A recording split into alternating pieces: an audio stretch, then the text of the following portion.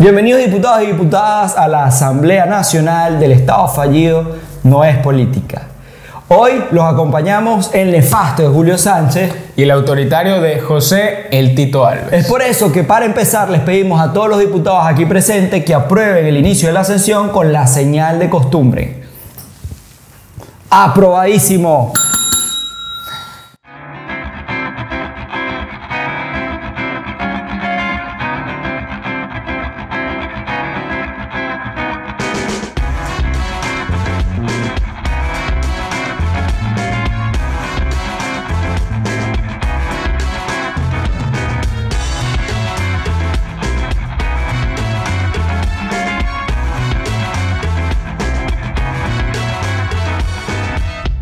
Bueno, hoy vamos a estar hablando de diferentes temas. Para eso vamos a tener la primera visita oficial a este estado fallido de No es Política, y para eso estamos con el consultor político colombiano Hammer Chica.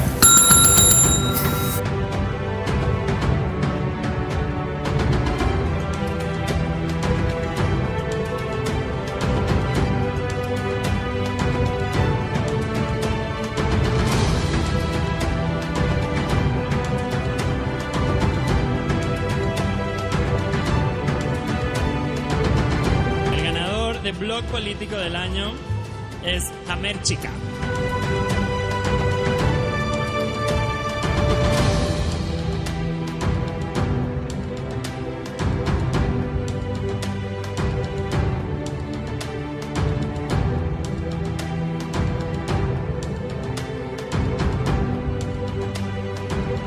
Un agradecimiento a la academia. Si lo puedes soñar, lo puedes hacer. Bueno, gente, bienvenidos.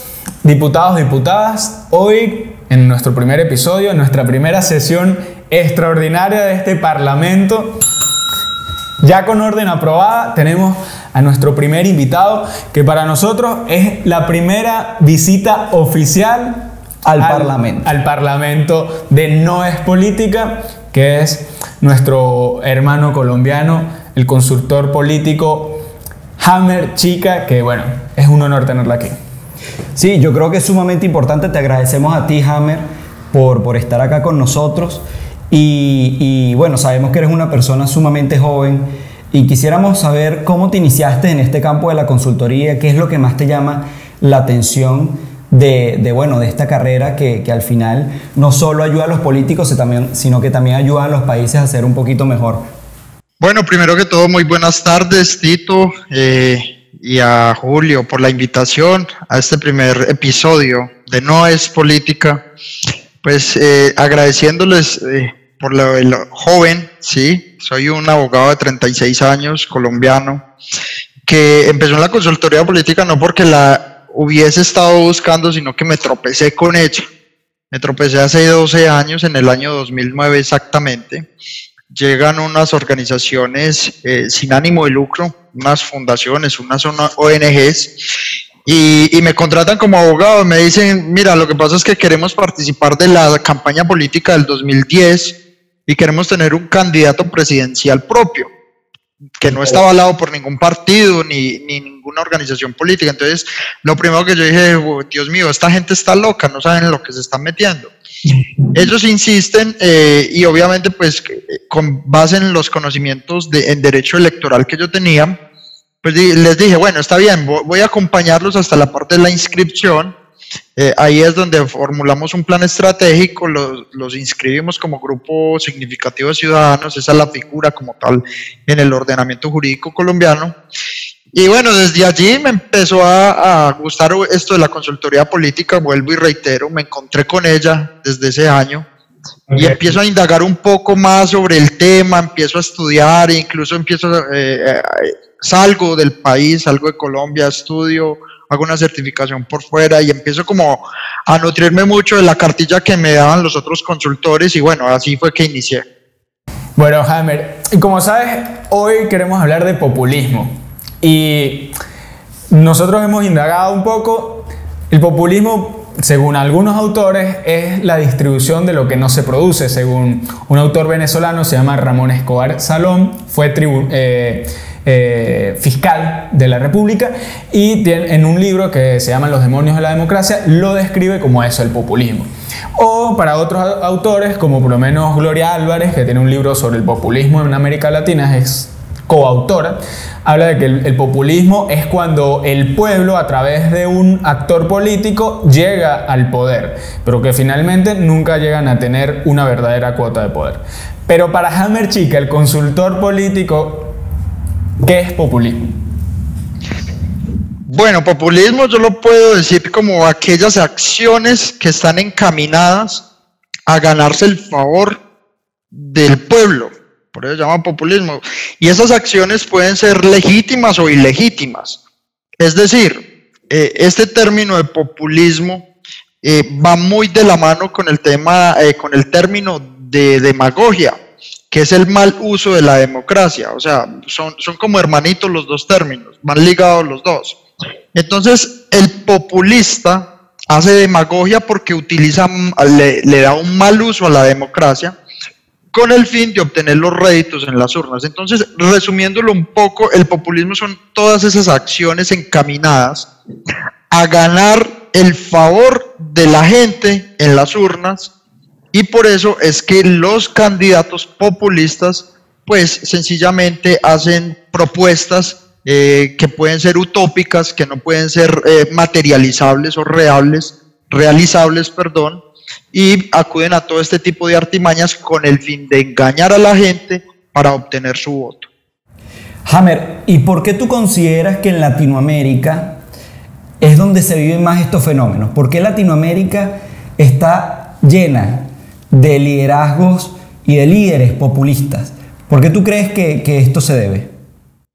Bueno, no solo Latinoamérica, yo creo que esto es una enfermedad que padece la democracia y los gobiernos a nivel mundial. Lo que pasa es que, como te digo, los gobiernos o los estados latinoamericanos han presentado diferentes momentos. Entonces esto se ha prestado para que aquellos liderazgos populistas sean los que en determinado momento convergen y son los que salen a la luz.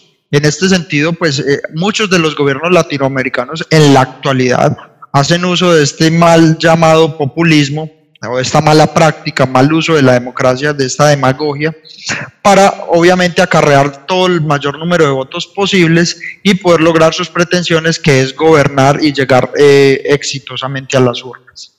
Bueno, sí, es cierto. Y al final también ahora con esta dinámica que se está presentando, dinámica política que se está presentando en Estados Unidos, existe la interrogante, por decirlo de alguna manera, si Trump es populista y si Biden es populista. No, como te digo, o sea, el populismo es para mí es una enfermedad y son acciones encaminadas a engañar al elector con el fin de obtener réditos en las urnas y ganarse su voto, su apoyo. Lo hay tanto de derecha como de izquierda. Realmente uno no podría decir que los de derecha o los de izquierda estén exentos de caer en este tipo de artimañas. Hemos visto liderazgos nocivos tanto de un lado como del otro. Sí, al final es eso, exacto. Y creo que en Colombia lo están viviendo mucho con Gustavo Petro. No, por supuesto que sí. Mira, incluso estos gobiernos populistas siempre tienen el mismo discurso desgastado de la lucha de clases. Entonces son los que generan división, son los que hablan de ricos versus pobres, de todo el tema de la brecha económica, bueno, en fin. Pero mira algo, les quiero contar algo. En Colombia en este momento se está presentando un fenómeno, y es que del padrón electoral el 50%, como no hay voto obligatorio, el 50% del padrón electoral no vota, o sea, se abstiene. Y entonces el otro 50% está repartido entre los candidatos de la derecha, los de la izquierda, el voto en blanco o el voto de castigo, el voto nulo.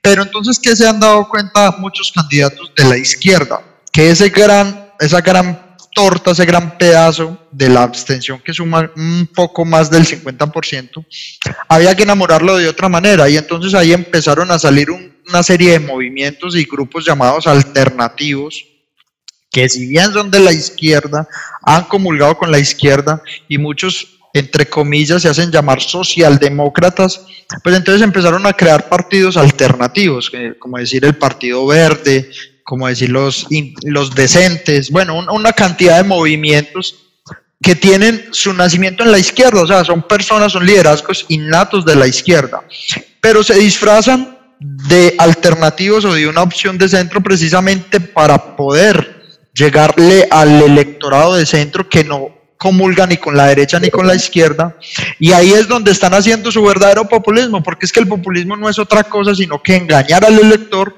para poder sacar provecho de los votos en las urnas. Hemos visto también que eres, por ejemplo, un fiel opositor a la gestión de Claudia López en Bogotá. Y en cuanto a esto, te quiero preguntar, ¿tú crees que un consultor político también es un político? ¿También debe ser un opinador político? Y también si un consultor político tiene o debe expresar su postura o su ideología política. Bueno, eso es una excelente pregunta, interesante, y además me gusta que me la hagan, porque yo siempre tengo ciertas diferencias con los colegas sobre este tema.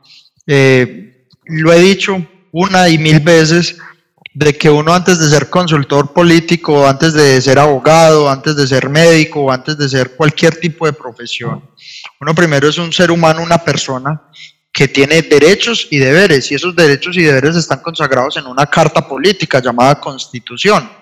Entonces yo hago uso de mi derecho a la libertad de expresión, a la libertad de pensamiento, porque uno tampoco puede ser un ente que no opine, que sencillamente no se involucre en este tipo de conversaciones y debates. Y lo que yo trato desde mi experiencia, y desde mi conocimiento y desde cómo yo veo la situación de otros países y el espejo que vemos incluso con los hermanos venezolanos, que los tenemos de vecinos, o con los cubanos, es que el socialismo ha fracasado. El socialismo ha fracasado, y en ese sentido yo no quisiera que mi país, que Colombia, se viera en situaciones tan apretadas y tan críticas como la están viviendo los demás países que sí han evidenciado el populismo. Mire, si el socialismo y el comunismo fueran tan buenos, pues entonces sencillamente los cubanos no saldrían por el mar en balsas exponiéndose a los tiburones o ahogarse en el mar para llegar a las costas de la Florida, ni tampoco los venezolanos en estos momentos estuvieran saliendo en estampida de su país buscando otros países con mejores condiciones. Entonces está demostrado, lo pudimos evidenciar en las Coreas, en Surcorea y en Norcorea, en las dos Alemanias con la cortina de hierro. Está demostrado que el socialismo y el comunismo han fracasado como tal, como tendencia. Y si para eso yo tengo que también tomar postura en la conversación y hacer uso de mi libertad de expresión, pues yo lo haré, porque tengo más que un compromiso como consultor político, es como persona, como mi país y con todos los sistemas democráticos del mundo. En ese sentido, yo como consultor no asesoro candidatos de la izquierda ni candidatos que promulguen ese socialismo, y en eso soy un crítico acérrimo de todas estas tendencias políticas que lo único que hacen es despedazar los países, sumirlos en la pobreza, en la miseria, y acabar absolutamente con todo.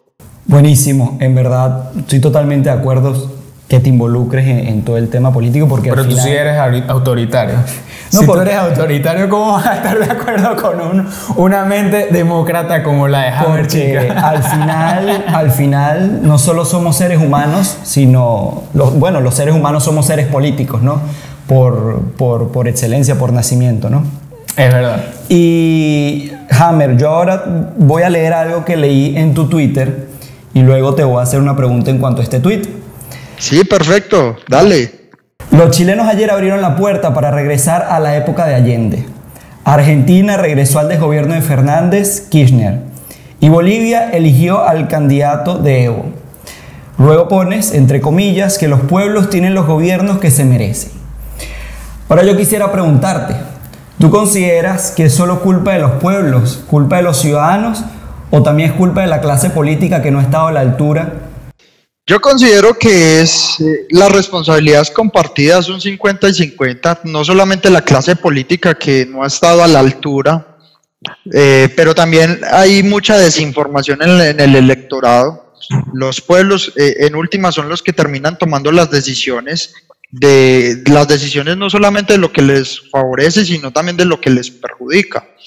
Y esto hace un poco de concordancia con lo que hablábamos anteriormente, en el sentido de que los gobiernos socialistas que se están tomando Latinoamérica o por lo menos algunos países de Latinoamérica, pues la gente, en virtud de todas estas evidencias o de todas esas experiencias que ya han vivido en el pasado, quieren volver a retomarlas. Y es absurdo, por ejemplo, de que los chilenos, después de la época de Allende, le abran las puertas a una reforma constitucional. Y ya hemos visto cómo las reformas constitucionales, si bien se pueden prestar para muchas cosas, para mejorar el sistema de gobierno, la estructura como tal y los mecanismos de participación democrática, también le abre las puertas a una cantidad de políticas nefastas que lo único que hacen es generar destrucción e imponer dictaduras, y lo evidenciamos en Venezuela. Cuando llegó el chavismo, lo primero que impulsó fue una Asamblea Nacional Constituyente, luego Maduro también promulga una Asamblea Nacional Constituyente. Entonces hemos visto que abrir la Constitución puede ser benéfico, pero también puede ser catastrófico para cualquier estado. Ahora, Hammer, tú nos comentas que has trabajado en diferentes campañas políticas, has ganado, has perdido también, pero ahora te quiero hacer una pregunta sobre esas campañas. Quizás esas campañas las has perdido porque ese candidato le faltó un poquito de pizca de populista en su discurso, o porque quizás se pasó un poco de populista. Bueno, son dos preguntas en una y muy interesantes además. Pues sí, como te digo, he ganado, he perdido. Lo que se ha ganado se ha hecho bien, lo que en cuanto a digamos las derrotas que le dejan a uno muchos aprendizajes, tal vez se ha perdido por temas que son coyunturales o por minucias que se hubieran podido corregir a tiempo.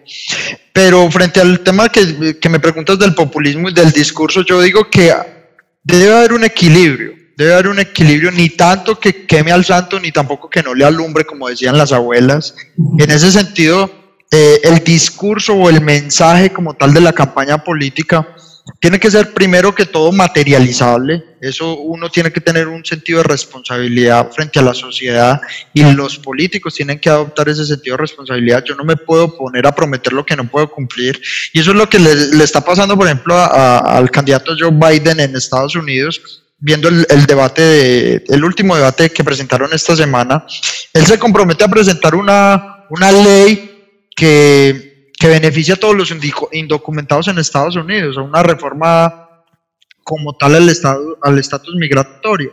Fue exactamente el mismo discurso que promulgó Obama. ¿Y qué vimos? ¿Qué vimos en la administración de Obama? Que durante la administración de Barack Obama y de Biden, cuando era vicepresidente, fue donde más deportaciones hubo, fue donde más las políticas migratorias antimigratorias y de indocumentados se restringieron. O sea, hubo más restricciones y donde hubo mucha más fuerza por parte del Estado para expulsar a los migrantes.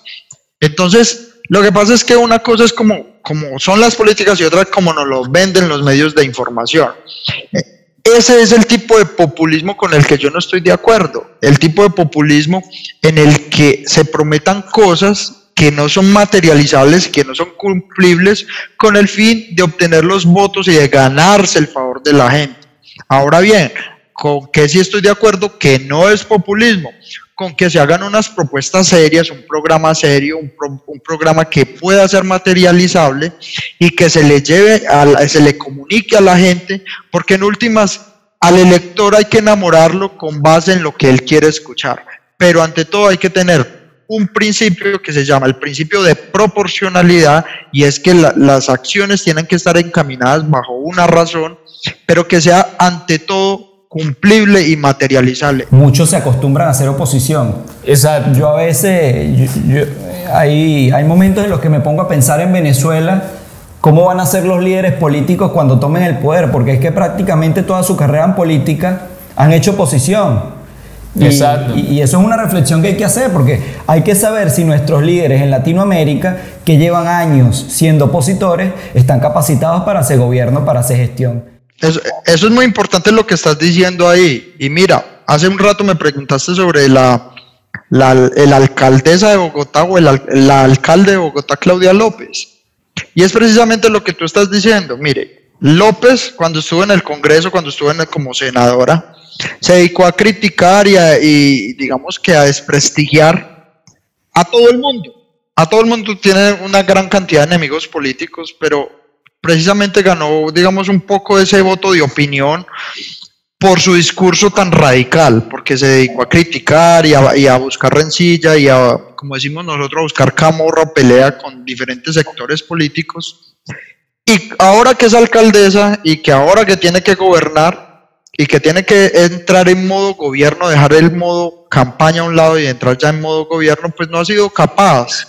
No ha sido capaz, y entonces como no ha sido capaz y no ha pegado, porque aparte de eso, les doy una cifra, de cada 5 bogotanos, solo 1 votó por Claudia López. Claudia López llegó a ser alcaldesa de Bogotá con el 19% de los votos del padrón electoral. Entonces, en virtud de eso, a ella la pretensión número 1 de ella era empezar a subir en su credibilidad, en su reputación, en su posicionamiento de marca política, y le ha tocado acudir a diferentes métodos populistas. Por ejemplo, comprar pauta en medios de comunicación. Entonces tiene, como nosotros lo llamamos aquí los colombianos, tienen mermelados, ¿verdad? O tiene untados a todos los medios de comunicación, los tiene comprados para que hablen bien de ella, para que la pongan en pauta. También empezó con lo de las encuestas, pues encuestas que uno sabe que están prediseñadas y ajustadas a lo que ella quiere vender. Yo viví de primera mano las elecciones en Bogotá. Yo estuve en la época electoral 2 meses, súper involucrado en la campaña. Ya estuve allá en Bogotá durante todo ese tiempo. Ahora ya te pregunto, en general, en cuanto a los liderazgos, ¿no crees que el mejor antídoto para esos líderes populistas en nuestros países son líderes no populistas, evidentemente, bien formados, que le generen confianza a la gente? Porque es muy fácil, quizás para ti, para mí, para todos nosotros, decir que la culpa es de las personas que quizás no están formadas, que quizás se toman las cosas muy a la ligera, pero quizás si vemos la cuestión desde otra óptica, yo creo que quizás también podemos mejorar los liderazgos políticos. Y yo creo que en América Latina es sumamente necesario que los liderazgos políticos no populistas y que no son de izquierda se reinventen. En la actualidad hay un fenómeno muy importante que está ocurriendo en la política, y es que la gente, los electores, están decidiendo por los no políticos. Es decir, te voy a poner un ejemplo, las elecciones de Estados Unidos 2016. Donald Trump jamás fue político, nunca se había hecho elegir ni siquiera como senador o como diputado, ni gobernador, nada de eso.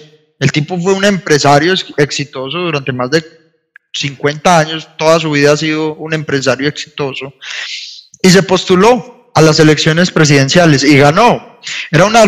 Es un outsider. Ese tipo de fenómenos políticos se están volviendo tendencia en los diferentes países. Exacto.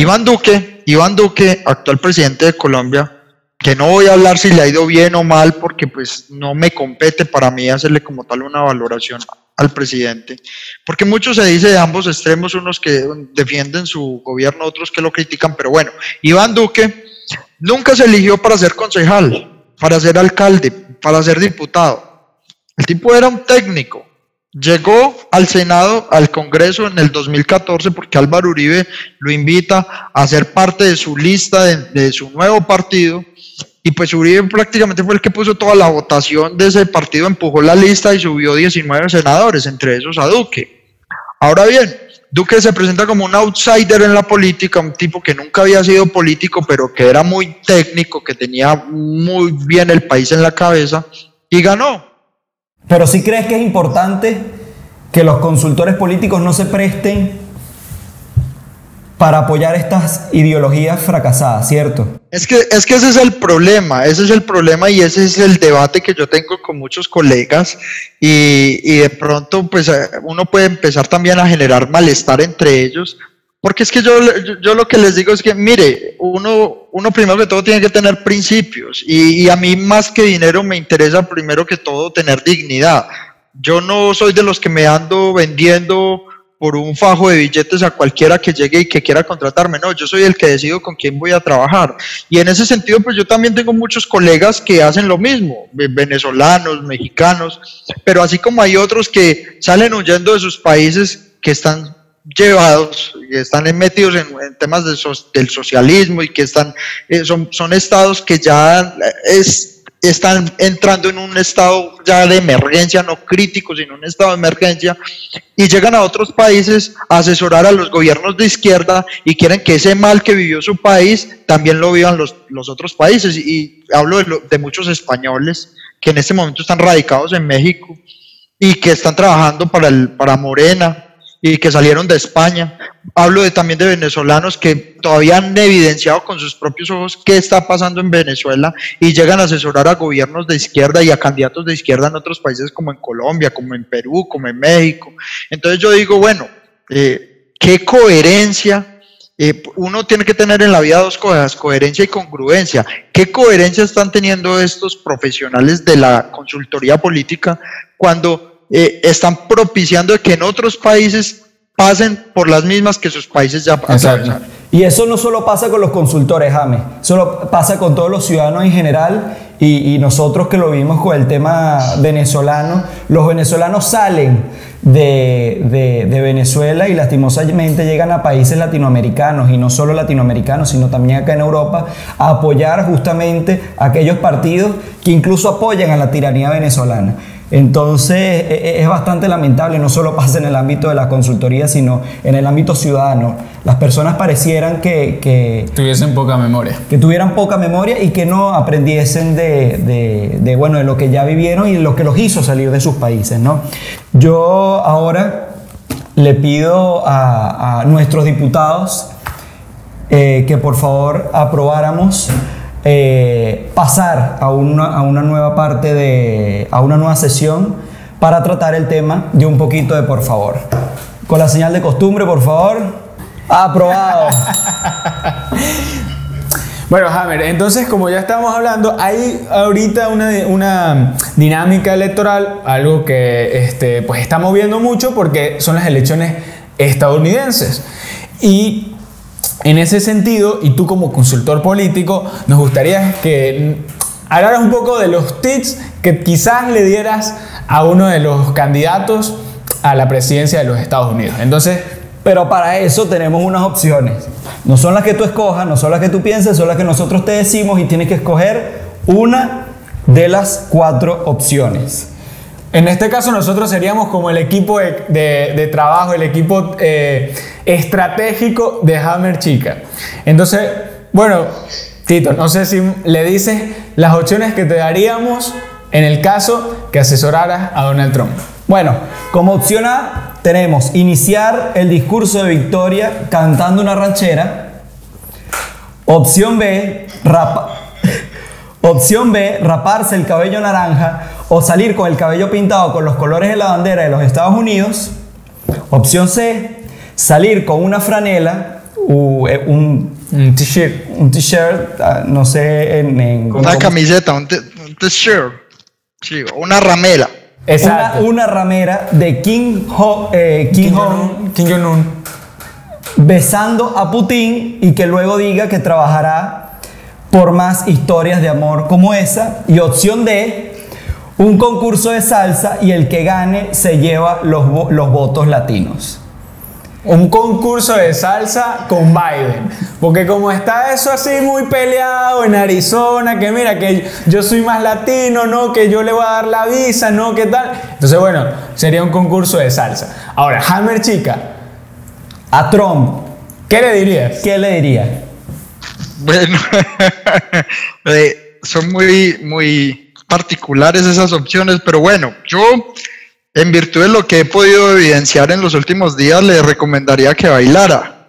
No sé si ustedes vieron, hace 2, 3 días salió bailando, ¿verdad? Y tuvo una muy buena repercusión, Sí, lo hace bien, tiene un buen ritmo y uno tiene que explotar las fortalezas, aquellas que el rival no puede explotar igualmente.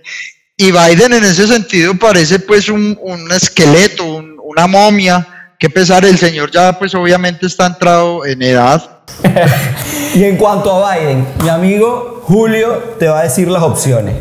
La opción A, en el caso que, bueno, los demócratas echen el rin y nosotros le digamos, mira, Hammer, está esta opción. Y sabemos que ya Hammer nos dejó muy claro que, bueno, que primero están los principios, pero en el caso que, bueno, que Biden nos cayera bien y, bueno, vamos a echarle la mano, porque no está de más ayudar algunas veces a la tercera edad. Entonces, bueno, en este caso, opción A, iniciar el discurso de victoria cantando también una ranchera. Ah, no, este es Biden. Disculpen, es que está aquí esta gente de producción que no hace su trabajo, no, mentira. La opción A, iniciar su discurso diciendo que por segunda vez en la historia llega un negro a la Casa Blanca para decir, cónchale, mire, todos somos negros, todos vamos a dejar esa vaina del racismo, de todo ese tema. La opción B, pintarse el cabello de naranja para captar los votantes de Trump y así no tener problemas con los republicanos en el Senado, tipo se pinta el pelo, y llega, bueno, mira, yo soy Trump. La opción C, que se cambie el outfit, el performance de su vestir, de su cómo se viste, y comienza a usar digamos, un poco más, un estilo más de cantante de música country para captar esos votantes también, ya que no se quiere pintar el pelo, entonces nosotros le presentamos esa opción. Y la opción D, que vaya a una fiesta de niños y que intente no tocar a ninguno. ¿Cuál sería?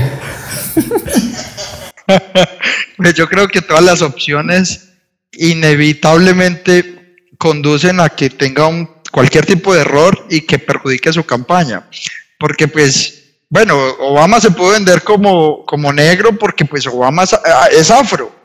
Pero imagínate Biden disfrazado diciendo que es negro, que es el segundo negro en llegar a la Casa Blanca.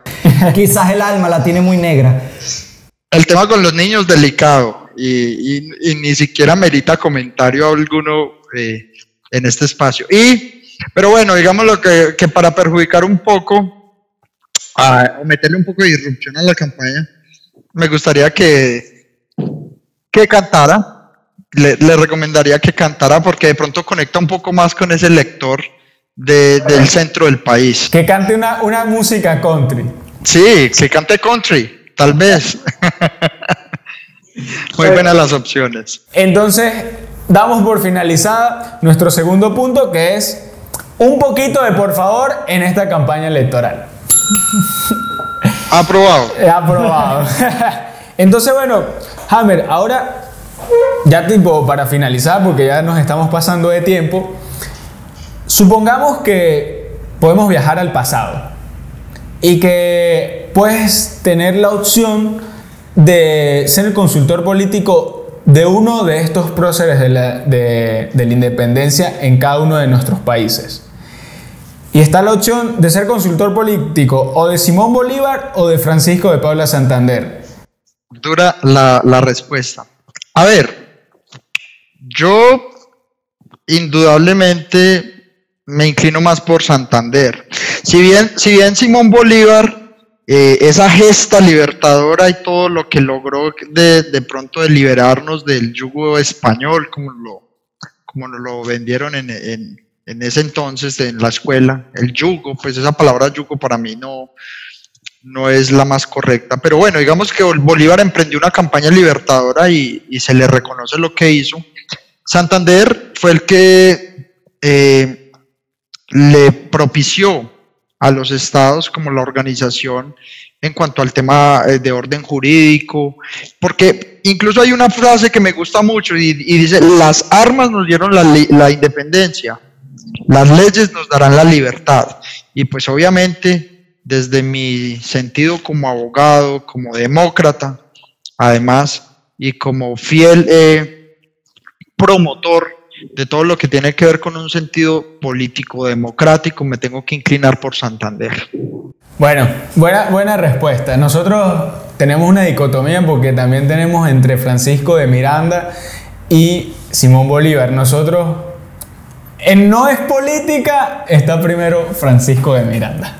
Bueno. Aprobado. Hammer, antes de cerrar, te queríamos hacer una pregunta que se responde simplemente con sí o con no. ¿Crees que el populismo es necesario para ganar elecciones? No. Ok. Bueno, te queremos agradecer inmensamente tu participación y que nos hayas acompañado como la noche de hoy. Sin embargo, queríamos cerrar haciendo una pregunta que evidentemente está vinculado a nuestro trabajo y a nuestro podcast. ¿Qué considera Hammer Chica que no es política? No es política acudir a artimañas para engañar a los electores. Eso no es política, es politiquería.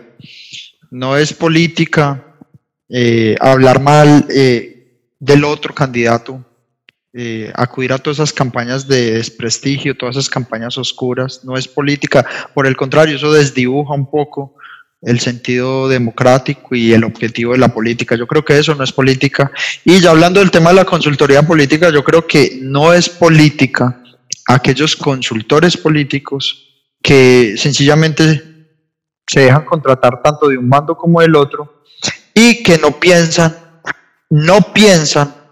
en el daño que le están causando a una sociedad. Eso no es política. ¡Aprobado! Bueno, cerramos nuestra primera sesión extraordinaria. Sin embargo, antes de que cerremos la sesión, queríamos hacerte otra pregunta muchísimo más importante. No es cierto, no es tan importante. Sin embargo, queríamos saber si para Hammer Chica la arepa es venezolana o colombiana. Colombiana. No está aprobado. ¡Isto es mentira! ¡Mentira! Se cierra la sesión.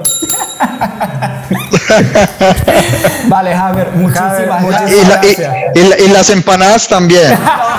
No, Hammer se fue al extremo, ya cortamos relaciones de parte del Estado fallido de No es política con el Benemeditado.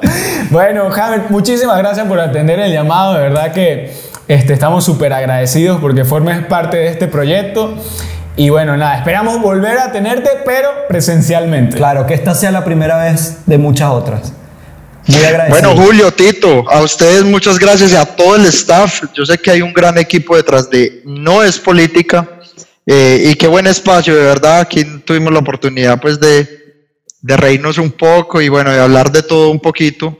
Y muchas gracias de verdad por el espacio, por la oportunidad. Qué buen proyecto, los felicito. Y bueno, esperemos a ver quién más sigue aquí en el banquillo.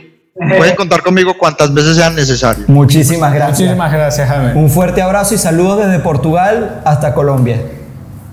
Igualmente para ustedes, un fuerte abrazo a la distancia. Gracias. Igualmente.